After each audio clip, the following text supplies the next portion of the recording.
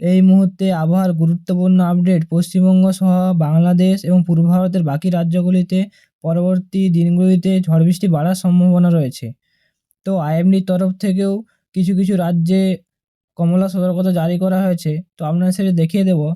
তো আজ 11 এপ্রিল 2025 সাল, আর এটা আজকে স্যাটেলাইট ম্যাপ। এখানে আমরা দেখতে পাচ্ছি যে মধ্যপ্রদেশের উপর একটি ঘূর্ণাবর্ত রয়েছে এবং পশ্চিমবঙ্গের উত্তরবঙ্গ সহ বাংলাদেশের উত্তরভাগ এবং মেঘালয় এই অঞ্চল জুড়ে একটি ঘূর্ণাবর্ত রয়েছে এবং অরুণাচল প্রদেশের দিকে একটি ঘূর্ণাবর্ত রয়েছে এবং বঙ্গোপসাগরে যে নিম্নচাপটি ছিল সেটি বর্তমানে কিছুটা শক্তি হারিয়ে সাধারণ নিম্নচাপরূপ অবস্থান করছে এবং এর পরবর্তী ক্ষেত্রে গতিপথ মূলত মায়ানমারের দিকে হওয়ার সম্ভাবনা আছে। তো অনেকগুলি সিস্টেম রয়েছে যার জন্য পরবর্তী ক্ষেত্রে ঝড় বৃষ্টি বাড়ার সম্ভাবনা রয়েছে। তো আমরা যদি আগামী 5 দিনের আপডেট দেখি, পশ্চিমবঙ্গের ক্ষেত্রে মূলত উত্তরবঙ্গের জন্য 11 তারিখ এবং 12 তারিখ মূলত কমলা সতর্কতা রয়েছে ভারী বৃষ্টির। 13, 14, 15 উত্তরবঙ্গের জন্য মূলত হলুদ সতর্কতা রয়েছে, হালকা থেকে মাঝারি বৃষ্টির সম্ভাবনা রয়েছে। দক্ষিণবঙ্গের জন্য মূলত 11 তারিখ, 12 তারিখ তেমনভাবে কোনো সতর্কতা নেই, হলুদ সতর্কতা রয়েছে। বিক্ষিপ্তভাবে কোথাও কোথাও হালকা থেকে মাঝারি বৃষ্টির সম্ভাবনা আছে, বিশেষ করে যে পশ্চিমাঞ্চলের জেলাগুলো রয়েছে সেখানে কোথাও কোথাও হতে পারে। কিন্তু 13 তারিখ থেকে বৃষ্টির যে পরিমাণ এবং বিস্তৃতি সেটা কিছুটা বাড়বে।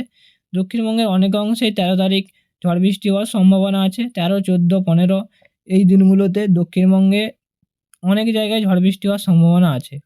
আমরা যদি বাংলাদেশের আবহাওয়ার কথা বলি, তো বাংলাদেশে আগামী 4 থেকে 5 দিন মূলত হালকা থেকে মাঝারি ধরনের বৃষ্টি বজ্রবিদ্যুৎ সহ হওয়ার সম্ভাবনা রয়েছে।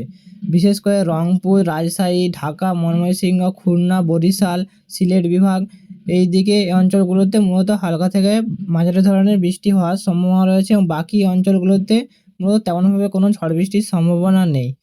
তো বাংলাদেশের ক্ষেত্রে তাপমাত্রার তেমনভাবে কোনো উল্লেখযোগ্য পরিবর্তন নেই, স্বাভাবিকের মতোই তাপমাত্রা থাকার সম্ভাবনা রয়েছে।